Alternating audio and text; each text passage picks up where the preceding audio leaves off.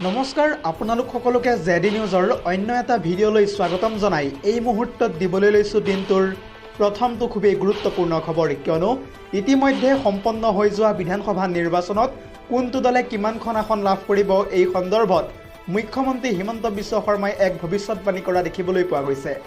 মুখ্যমন্ত্ৰীগৰাকীয়ে এই সন্দৰ্ভত কি কৈছে বিতংভাৱে সবিশেষ তথ্য জনাম ফুল স্ক্ৰীনৰ জৰিয়তে। পুনৰ জনাইছো মুখ্যমন্ত্ৰীৰ নিৰ্বাচনী সমীক্ষাই কঁপাই তুলিছে ইতিমধ্যে সমগ্ৰ ৰাজনৈতিক মহল। কোনটো দলে কিমানখনকৈ আসন লাভ কৰিব এইটো এটা ডাঙৰ প্ৰশ্ন আৰু তাৰ মাজতেই হিমন্ত বিশ্ব শৰ্মাই কৰিছে এক স্পষ্ট ভৱিষ্যতবাণী। তাৰে ভিতৰত বিজেপিয়ে এইবাৰ লাভ কৰিব 90খনতকৈও অধিক আসন আৰু তাৰ বিপৰীতে 20ৰ ঘৰ স্পৰ্শ কৰিব নোৱাৰে বিৰোধীয়ে। প্ৰায় 15ৰ পৰা 17খন আসনতে সীমাবদ্ধ থাকিব এইবাৰ কংগ্ৰেছ। ইয়াৰ লগতে উজনিত একেবাৰে শূন্য হৈ পৰিব কংগ্ৰেছ দল। ইয়াৰ উপৰিও AIDFে এইবাৰ লাভ কৰিব 5ৰ পৰা 6খনকৈ আসন। ৰাইজৰ দলে লাভ কৰিব মাত্ৰ এখনহে আসন আৰু তাৰ বিপৰীতে AJPয়ে এইবাৰ এখনো আসন লাভ নকৰে আৰু মুখ্যমন্ত্ৰীগৰাকীয়ে কৰা ভৱিষ্যতবাণীৰ পিছতেই কঁপিবলৈ আৰম্ভ কৰিছে সমগ্ৰ ৰাজনৈতিক মহল। আজিৰ আমাৰ পৰৱৰ্তী খবৰটো হৈছে আন এটা বহুতেই বেছি গুৰুত্বপূৰ্ণ খবৰ কিয়নো পুনৰ ৰাজ্যত সংঘটিত হৈছে এক নিৰ্বাচনী হিংসা। বিজেপিৰ গুণ্ডা বাহিনীৰ আক্ৰমণৰ বলি হ'বলগীয়া হৈছে অসম জাতীয় পৰিষদৰ সমৰ্থক আৰু এই সন্দৰ্ভত সবিশেষ তথ্য জনাম ফুল স্ক্ৰীনৰ জৰিয়তে। পুনৰ জনাইছো ৰাজ্যত পুনৰ সংঘটিত হৈছে নিৰ্বাচনী হিংসা। অসম জাতীয় পৰিষদৰ সমৰ্থকক এইবাৰ আক্ৰমণ কৰিছে বিজেপিৰ গুণ্ডা বাহিনীয়ে। বিজেপিৰ সমৰ্থকে এইবাৰ ভাঙি চুৰমাৰ কৰিলে AS06R4774 নম্বৰৰ এখন বলেৰো বাহন।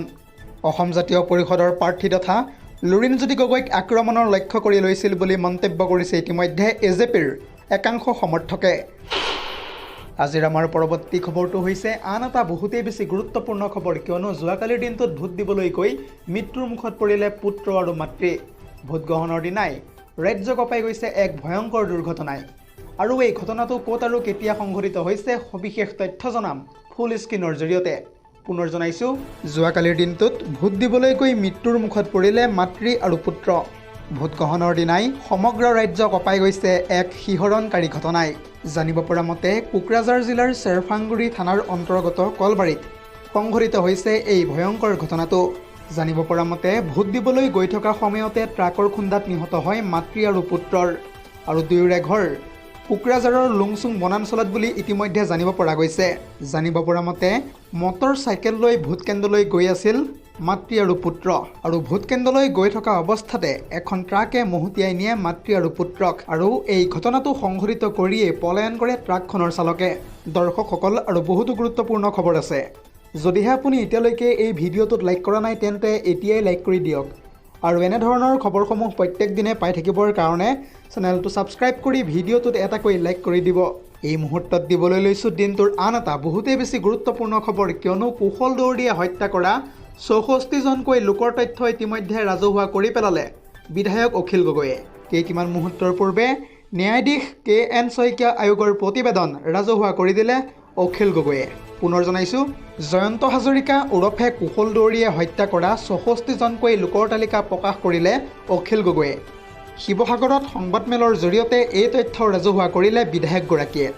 যিহেতু ইতিমধ্যে জয়ন্ত হাজৰিকাক হত্যাকাৰী বুলি স্পষ্টভাৱে উল্লেখ কৰা হৈছে KN শইকীয়া আয়োগৰ প্ৰতিবেদনত। কেৱল ইমানেই নহয় সাংবাদিক তথা কমলা শইকীয়াৰ হত্যাৰেও জড়িত আছিল এইগৰাকী কুশল দৌৰী।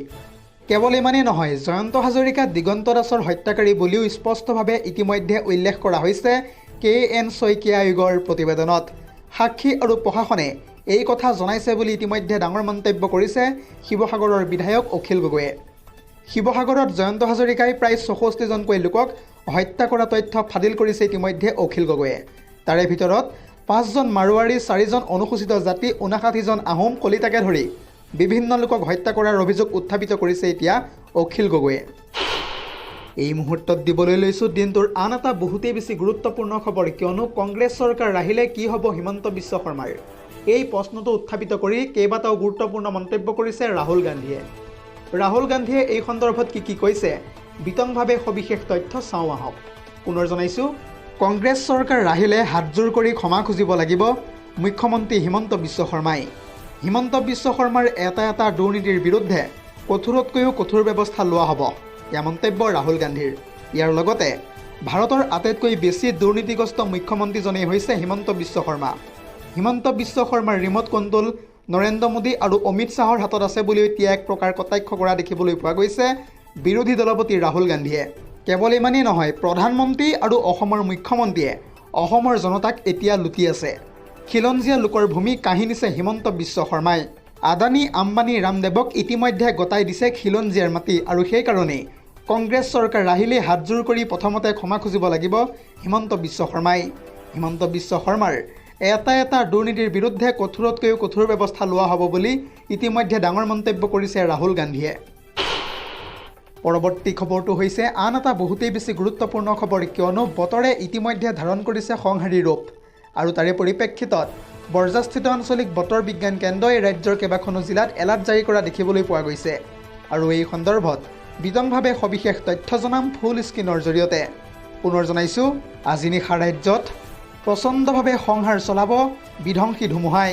ইতিমধ্যে ৰাজ্যৰ 23খনকৈ জিলাত জাৰি কৰা হৈছে বিশেষভাৱে সাৱধানবাণী। প্ৰচণ্ড ধুমুহা বিজুলী ঢেৰেকনিৰে আহিব পাৰে মুষলধাৰ বৰষুণ। ধুবুৰী, কোকৰাঝাৰ, চিৰাং, বঙাইগাঁও, গোৱালপাৰা, বৰপেটা, নলবাৰী, কামৰূপ গ্ৰাম্যৰ লগতে কামৰূপ মহানগৰ, দৰং, মৰিগাঁৱৰ উপৰিও পশ্চিম কাৰ্বি আংলং, ডিমা হাছাও, কাছাৰৰ লগতে হাইলাকান্দি, কৰিমগঞ্জ, গোলাঘাট আৰু কাৰ্বি আংলং, যোৰহাট, মাজুলী, শিৱসাগৰৰ উপৰিও চৰাইদেউ, লখিমপুৰ জিলাত ইতিমধ্যে জাৰি কৰা হৈছে য়েল্লো এলাৰ্ট। প্ৰতি ঘণ্টাত প্ৰায় 40ৰ পৰা 50 কিলোমিটাৰ গতিবেগত সংহাৰ চলাব বিধ্বংসী ধুমুহা বৰষুণে, আৰু এই ধুমুহা বৰষুণৰ সময়ত নিৰাপদ স্থানত আশ্ৰয় ল'বলৈকৈ ইতিমধ্যে বিনম্ৰভাৱে আহ্বান জনাইছে বৰজাস্থিত আঞ্চলিক বতৰ বিজ্ঞান বিভাগে। পৰৱৰ্তী খবৰটো হৈছে আন এটা বহুতেই বেছি গুৰুত্বপূৰ্ণ খবৰ, কিয়নো টোলগেটসমূহে কেনেকৈ লুটিছে বাৰু সমগ্ৰ অসমবাসীক। বিগত 3 বছৰত ৰাজ্যৰ পৰা সংগ্ৰহ কৰা হৈছে প্ৰায় 1200 কোটি টকাতকৈও অধিক টোলকৰ, আৰু এই সন্দৰ্ভত এইটো যে তথ্য জনাম ফুল স্ক্ৰীনৰ জৰিয়তে। পুনৰ জনাইছোঁ, তথ্য অনুসৰি বছৰি প্ৰায় 100 কোটি টকাৰ টোলকৰ সংগ্ৰহ কৰা হৈছে অসমৰ পৰা। এবছৰত অসমৰ পৰা সংগ্ৰহ হৈছে প্ৰায় 500 কোটিতকৈও অধিক টোলকৰ। তথ্য অনুসৰি 2024 চনত অসমত সংগ্ৰহ কৰা হৈছে 500.8 কোটি টকাৰ টোলকৰ, আৰু তাৰ বিপৰীতে 2023 চনত সংগ্ৰহ কৰা হৈছে 452.22 কোটি টকাৰ টোলকৰ। আনফালে 2022 চনত সংগ্ৰহ কৰা হৈছে 309 কোটি টকাৰ টোলকৰ। আৰু এনেদৰে বিগত 3 বছৰত অসমৰ টোলগেটসমূহে সৰকালে 1200 কোটি টকাতকৈও অধিক টোলকৰ, আৰু তাৰ বিপৰীতে কাঠফুলাৰ দৰে ৰাজ্যত টোলগেটসমূহ গঢ়ি উঠাৰ বিপৰীতে নিৰ্মাণ হোৱা নাই 1 কিলোমিটাৰো নতুন ৰাষ্ট্ৰীয় ঘাইপথ। 2022 চনৰ পৰা 2024 চনলৈ ৰাজ্যত 7খনৰ পৰা 8খনকৈ বৃদ্ধি পালে টোলগেটৰ সংখ্যা, আৰু তাৰ বিপৰীতে 2022 চনৰ পৰা 2024 চনলৈ 4077 কিলোমিটাৰেই থাকিল ৰাষ্ট্ৰীয় ঘাইপথৰ দৈৰ্ঘ্য।